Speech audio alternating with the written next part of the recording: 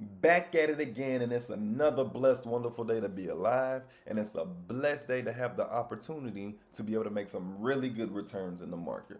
Now, before we get started, please read the disclaimer in the description and understand that this is for financial entertainment and educational purposes only. Now, before I get started on today's trading, I do want to mention something that I'm going to be doing for you guys weekly. I am going to be providing a video showing options of stocks that are running 10x intraday or through swings. I'm going to show you that blueprint on how to put yourself in that position to get it, because it's happening 2 or 3 times per week. Just from looking at the videos that I've made recently, you can see that this market has been pretty insane if you put yourself in the right place to make some money. Now, you do have to understand risk management is everything. You're not going to win every trade, and every trade is not going to go 10x for you.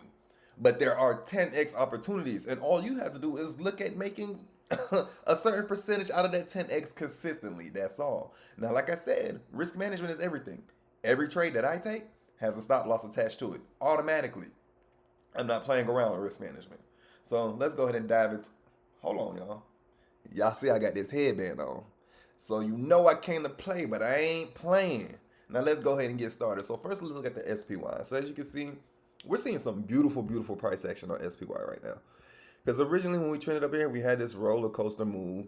But now we've been slowly grinding up towards these highs with consistent volume without the big volatility whips up and down. That's a very good sign for a possible breakout. Even with all the strikes, even with the straight being closed, open, we are still holding up very nicely, tightening price action, consolidating right below these highs. All along with that, we have lower CPI, lower PPI, and bank earnings have been amazing to start. So this is really, really good for the overall market. We just need something to give us that push that's going to push us to the highs and help us sustain that move. And once again, a rising tide lifts all boats. You're going to see plenty of stocks just start rallying out of nowhere. But that's what we're seeing on the SPY right now. QQQ setting up kind of the same. It's a little bit lower, but as you can see, if you just, imagine it in your head, we have a flag pattern showing up right there, and we just need that volume, some kind of catalyst to support the move. We're going to get that breakout and push up to those highs. Now today I started off watching Intel because I was thinking we might get a first green day gap bounce, but it showed us some really, really bad weakness at the market open, so I didn't turn my attention to Apple. Now before I talk about Apple, there were 5 mags today that money was rotating in. Apple was one of them. Meta, Microsoft. Yeah, I remember talking about Microsoft and Amazon. Amazon, Google. Those were the 5 max today that the money was flowing into. But my focus was on Apple. Now, the reason why my focus was on Apple was because this is the move I was expecting on this day. The only difference is this day was the day that the market had sold off and we didn't have the volume necessary to support the move. However, today, the market did have a sell-off, but we had a beautiful bounce and the buyers were still there for Apple even while the market was at its lows. So when that bounce happened, it just fueled the move even more. And as you can see, we had this beautiful, beautiful push. This is what I thought I was going to get this day, but it didn't happen. Either way it goes, I still made a really nice couple of trades volume hunting on Apple. But let's go ahead and dive into it so you can see the opportunity that it provided. So first, let's talk about my entry. So I jumped in. I didn't pay attention till here. Now, you don't have to buy at market open. I like to buy at market open sometimes because I realize the edge that it provides at the market open. But you don't have to. That's not for everybody. You have to be a little bit more advanced to want to play the market open range breakouts, 1 minute breakouts, all those things. But if you're patient, as you can see, you get the beautiful move still. Because if the move is going to happen, it's going to happen regardless if you're the first one in or if you're in the middle of the pack. Just as long as you're not last, the move is going to happen. So beautiful, beautiful. We get this push, we get this pullback. And what do we see? That rounding price action with increased volume, and then boom, right there. Volume hunting. Look at that. Look at that huge difference in volume. Boom. I hit this, and I was actually out on the next candle, y'all. I'm not even gonna lie. I got in at like 135 and got out like 195. So I maybe locked in like 40%, but it pushed all the way up to 250. Easily like 90% move there. Then we had this pullback, And look at that bad boy go. Now, like I said, I was just volume hunting. I hit it there, hit it there. I tried to hit it here, it didn't work. Came back, hit it here, hit it here. When we did this, I hit it again somewhere in here. Like I just kept hitting that volume on boom, boom, boom, and it was just providing great moves. So I had a really, really great day on Apple. However, look at this move, man. Let's pull it up over here. Let me pull it up over here.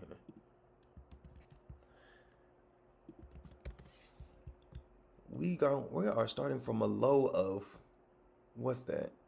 A low of 47 cents and getting to a high of $9. This is what I mean when I say the opportunities for 10x. You don't have to capture 10x.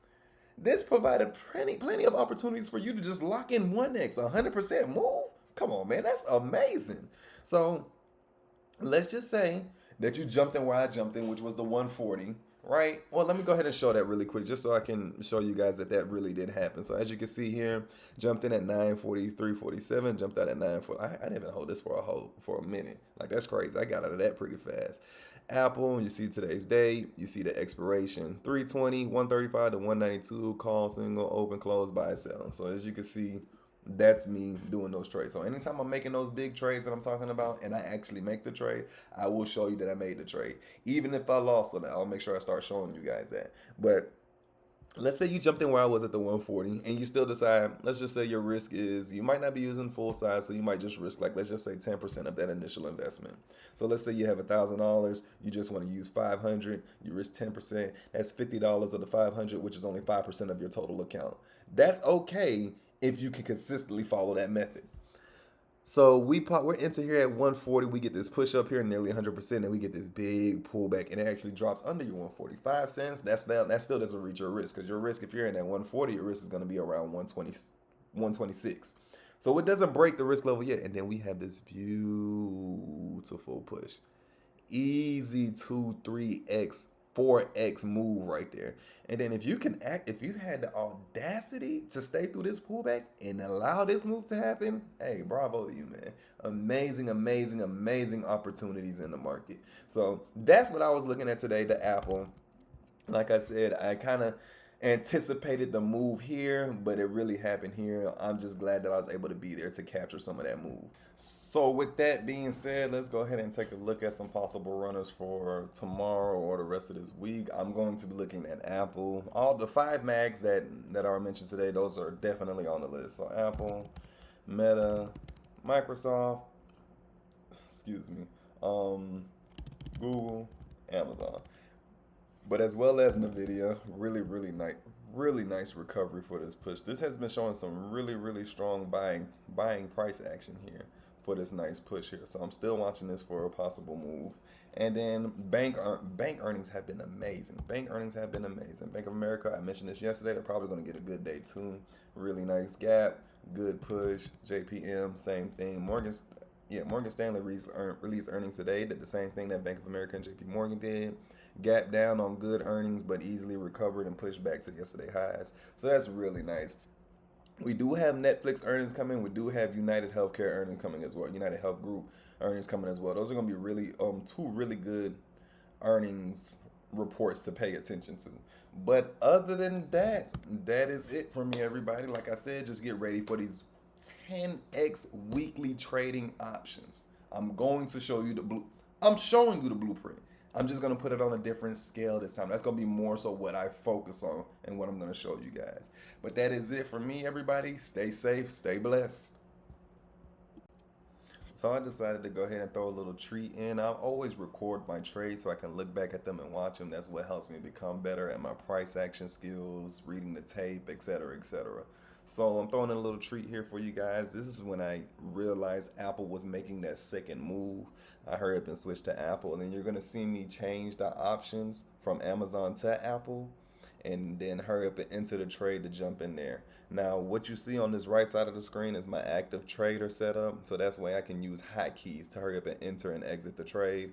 I have my automatic stop loss set up. It's set up for 10%. That's why the template says 10 right next to it. That's all it is, just a 10% risk level that I'm using. I don't use the whole account when I trade. I use a portion of it. So that way I'm not losing too much when I trade.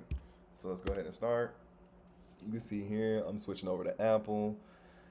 I'm getting the 320 because we're right under it. I'm paying attention to price action. We're holding up very nicely. The momentum's still there. The volume is much higher than before. So I'm thinking, okay, this is a buy. This is worth the risk. Boom. I shoot it in. You see my automatic stop loss is there. Once we get far enough away from my entry, I remove the stop loss. The reason why? The stop loss is only there in case the stock immediately reverses against me and I can't react fast enough to get out. My stop loss is there to protect me. I'm looking to get out before my stop loss, but that's what it's there for. So as you can see, we have this really, really nice push. Great momentum here.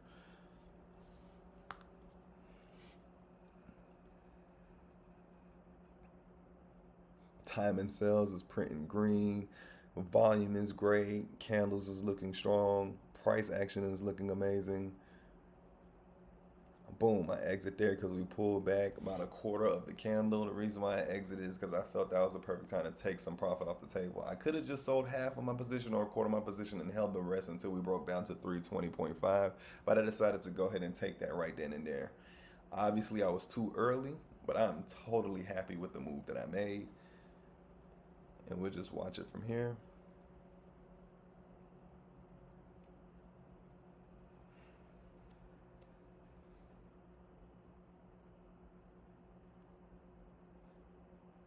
Now, boom, I'm not gonna lie to you. If I would have seen the flash under this 321, knowing that I'm using discretionary skills to exit the trade, I would have probably exited out there. Now, sometimes I like to have a 10% trail stop attached to it because I'm looking for these huge moves. So I allowed a little bit of room to pull back and to continue running, but I didn't do it in this case. And as you can see, we continue to push here. Beautiful, beautiful move. Beautiful move. 3 minutes, you're locking in nearly 100%. This is what I mean when you take those 10x opportunities and you break them down like this. You can hit this kind of move several times throughout the day when you find the right stock. Beautiful, beautiful. Now, of course, a lot of people have to work or a lot of people have different responsibilities they have to pay attention to. I'm one of those as well. I'm not going to be able to continue to trade like this, but I am going to show ways where you can jump in and allow that stock to sit throughout the day.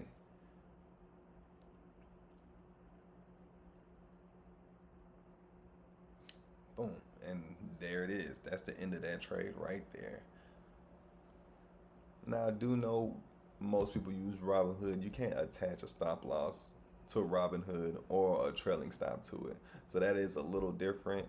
But in those cases, you're just gonna have to be ready to look at your platform and try to exit the trade when you see you're up a significant amount. Even after you place a trade, you can still put a stop loss for after you place a trade. It won't be automatically attached, and that's just there to protect you in case you're not able to make it back to your phone on time while you're at work.